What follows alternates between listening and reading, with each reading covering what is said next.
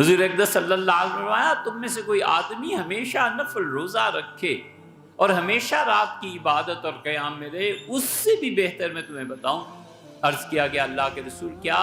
آپ نے فرمایا تم میں سے جو شخص بیوہ عورتوں کا خیال رکھتا ہے وہ اس سے بھی زیادہ نیکی کا کام کرتا ہے۔ کتنی عورتیں ہیں، تنہائی ہے، اکیلا پن ہے، اور ان ساری نفلی عبادتوں سے کہیں زیادہ بھرپور عبادت جو کرنا ہے وہ اپنے باپ کے ساتھ بیٹھنا ہے، اپنی ماں کے ساتھ بیٹھنا ہے۔ یہ سب سے بڑی عبادت ہے۔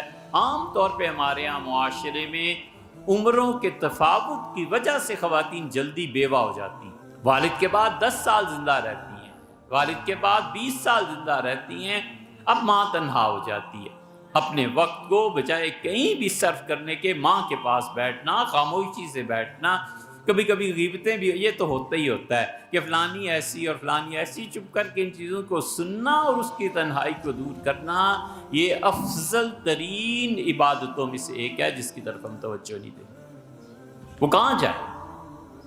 نہیں ہے مزاج، بیوی سے مزاج آپ کی اس کا نہیں ملتا، نہ سے بیٹیاں اپنے گھروں کو چلی گئیں، وہ تنہا رہ جاتی ہے اور وہ تنہائی اسے پاگل بنا دیتی ہے۔